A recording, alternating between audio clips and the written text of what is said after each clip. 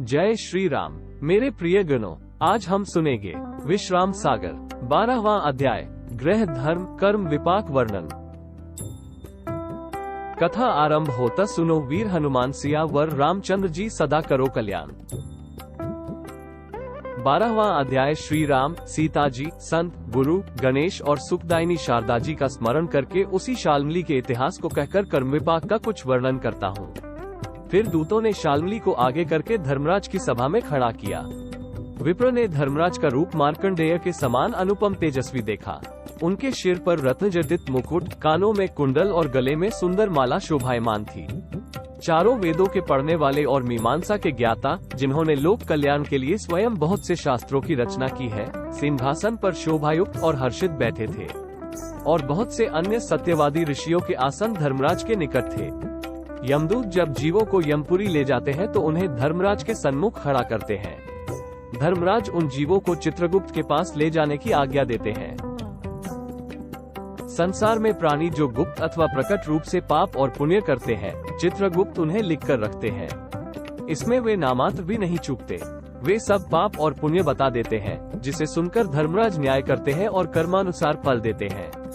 यमदूत पापियों को नरक में डालकर उन्हें मुद्गरों से मारते हैं। जो धर्मात्मा है वे स्वर्ग को जाते हैं। उनके आगे बाजे बजते हुए चलते हैं। जब वे स्वर्ग के निकट पहुंचते हैं तो उनका स्वागत अप्सराएं करती हैं। वे नृत्य करती हुई उन्हें भीतर ले जाकर सिंहासन पर बिठाती हैं और कहती है कि हम आपकी दासी हैं। आप हम में से किसी एक को अपनी सेवा में रख लीजिए। वे देवरूप होकर वहां स्वर्ण भवनों में निवास करके नाना प्रकार के सुख भोग करते हैं। अब मैं उन पुण्यों को कहता हूँ जिनके करने से प्राणी स्वर्ग को जाता है।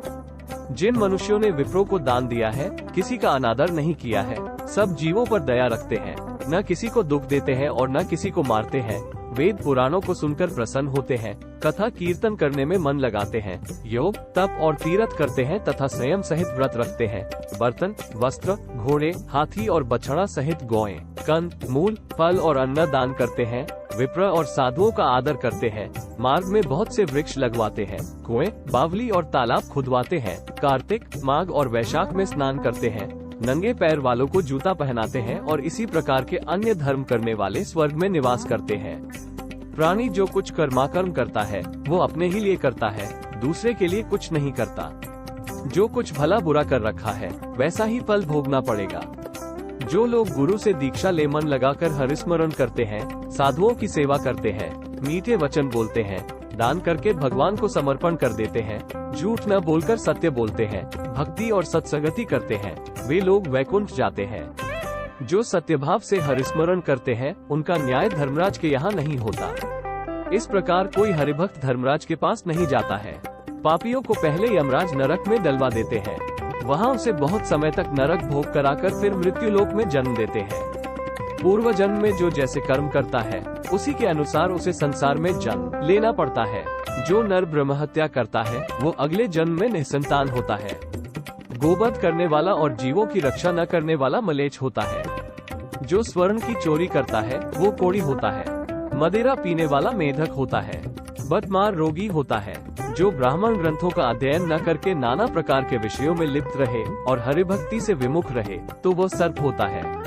जिन्होंने वेश्याओं का संग किया है वे गधे होते हैं। मांसाहारी विप्र को दान देने वाला और दूसरे की निंदा करने वाला दोनों ही गीदड़, सियार का तन पाते हैं। जिन्होंने मांस का दान बहुधा दिया है वे बाघ और सिंह का जन्म पाते हैं। जन्म होते ही कन्या को मार डालने वाला गिरगिट होता है। झूठा वाद विवाद करने वाला कछुए की देह पाता है। न देने योग्य पदार्थों का दान करने वाला दुष्ट बगुले का शरीर पाता है। जो किसी को दान देने से मना करता है वो बोझा धोने वाला टट्टू होता है। कर्ज खाकर मर जाने वाला बैल होकर उस कर्ज को भुगतता है। जो साधुओं की बुराई करते हैं वे सुअर का जन्म लेते हैं। जो किसी को धरोहर धरकर मुकर जावे, पक्षियों के पंख काटे और जो साधुओं को दोष लगावे वो विष्ठा का कीड़ा होता है। जो कोई किसी का लोहा चुराता है उसे अगले जन्म में नासूर के समान रोग होकर बड़ा कष्ट होता है। जो लोग किसी का अन्न चुराते हैं वे बहरे हो जाते हैं। जो ब्राह्मणों और हरिभक्तों को लातों से मारते हैं वे अगले जन्म में संसार में आकर पंगुल होते हैं। जो स्वयं दीक्षित न होकर दूसरों को दीक्षा दे वो बिलोटा होता है। जो प्रसन्नचित न रहकर सदैव क्रोधित रहता है वो नेवला होता है। जो विश्वासघात करता है वो हिरन होकर वन में वास करता है। दान देकर पछताने वाला व्यक्ति भेड़ होता है।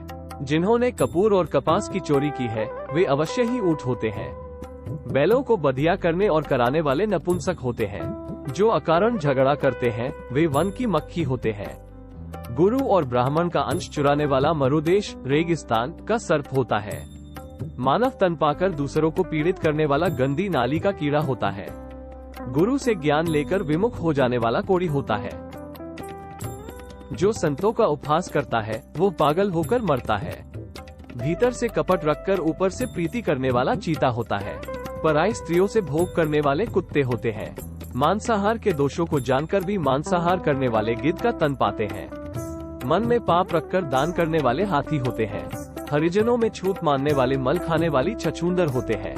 बिना भगवान का भोग लगाए जो सदैव भोजन करते हैं वे जन्म भर रोगी रहकर अगले जन्म में कौवा होते हैं। सभी खोटे कर्म दुख की हानि होते हैं। उन्हीं कर्मों को जानबूझकर करने से मनुष्य 84 लाख योनियों में भ्रमता है। स्वर्गवासियों का जब पुण्य क्षीण हो जाता है तो वे पुनः मृत्युलोक में श्रेष्ठ नर्तन पाकर पत्नी पुत्र और धन धाम का सुख भोग करते हैं। यदि वे इस नर्तन में धर्म करते हैं तो पुनः स्वर्ग के अधिकारी हो जाते हैं और अधर्म करने से नरक में जाते हैं। जब तक प्राणी हरि की भक्ति नहीं करता तब तक उसकी आवागमन से मुक्ति नहीं होती। इस प्रकार यमराज ने सबका निर्णय किया और जिसको जैसा उचित था उसे वैसा फल दिया।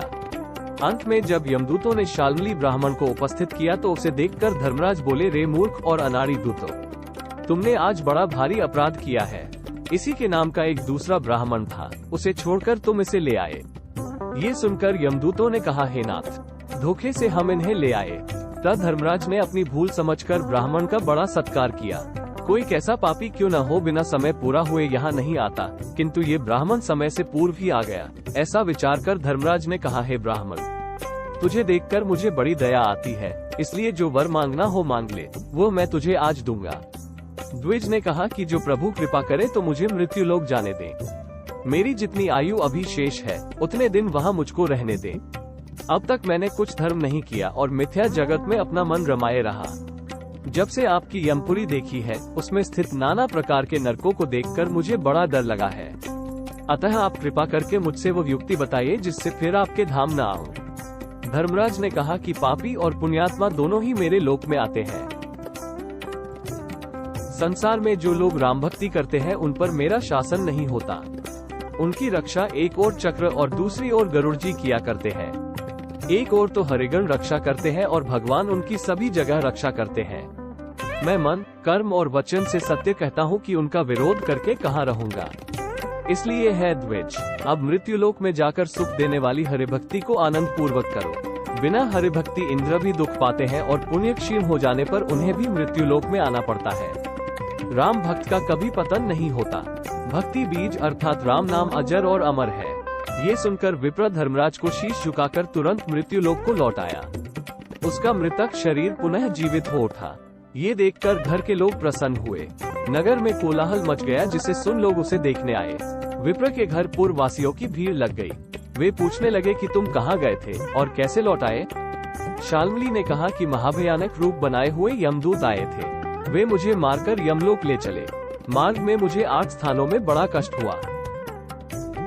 पीप, रक्त, कीड़ों और क्षार से भरी हुई वैतरणी नदी देखी। फिर दक्षिण द्वार से यमपुरी गया जहाँ सहस्रों प्रकार के नरक देखे।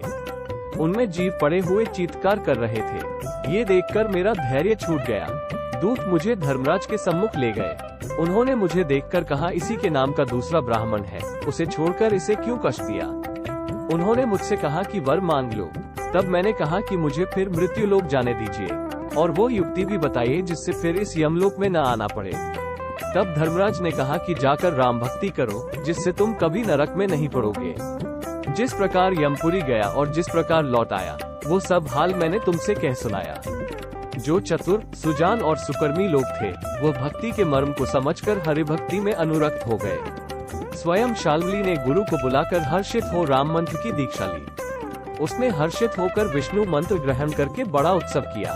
पिता, माता, पुत्र, पत्नी, भ्राता आदि घर के सभी प्राणियों को दीक्षित करा दिया। वो नित्य नियम पूर्वक राम नाम का स्मरण, पूजन और ध्यान करने लगा। सत्संग करता, साधु सेवा करता और हरि कीर्तन कहता, सुनता और गुनता था। इस प्रकार शाल्मली द्विज ने अत्यानंद दायिनी हरिभक्ति की और अंत समय सपरिवार वैकुंठ धाम में निवास किया। श्री रघुनाथ दास जी कहते हैं कि लोगों, ऐसा विचार कर सत्य भावना से हरिभक्ति करो, नहीं तो यह नर तन बीता जा रहा है, अंत में पछताओगे। बहुत से जन्मों के पुण्य से यह नर तन प्राप्त होता है। रघुनाथ दास जी कहते हैं कि इस मानव देह को हरि की भक्ति करके सफल कर लो। 84 लाख योनियों में मनुष्य योनि ही मुक्ति मार्ग के लिए एक छोटे से द्वार के समान है। उसे पाकर यदि प्राणी उस द्वार से न निकल सका, अर्थात हरि भक्ति न करके मोक्ष न प्राप्त कर सका, तो फिर उसी प्रकार गढ़ स्वरूप भव सागर की 84 लाख योनियों में भ्रमा करेगा। काल रूप बाज सर पर मंडरा रहा है मानव, तो उससे नाम मात्र भी न डरकर संसार रूपी सागर में फूला फूला फिरता है और नाना प्रकार के कुकर्म करता है। अंत में तेरा यह अहंकार न रहेगा, क्योंकि मृत्यु अवश्यंभावी है। इसलिए मोक्ष लाभ के हेतु हरिस्मरण कर ले। इति श्री विश्राम सागर सब मत आगर ग्रंथ उजागर श्री रघुनाथ दास राम सनेही कृत गृह धर्म कर्म विपाक वर्णो नाम 12वाध्याय। कथा समाप्त होता सुनो वीर हनुमान सिया वर रामचंद्र जी सदा करो कल्याण। मेरे प्रिय गणों, आपको यह अध्याय अच्छा लगा हो तो अगला अध्याय सुनने के लिए कृपया हमारे YouTube channel blessing of dreams को सब्सक्राइब करके बेल नोटिफिकेशन को ऑन कर ले। और हाँ, हमारी वीडियो आपको अच्छी लगी हो तो लाइक और शेयर अवश्य करें। जय श्री राम।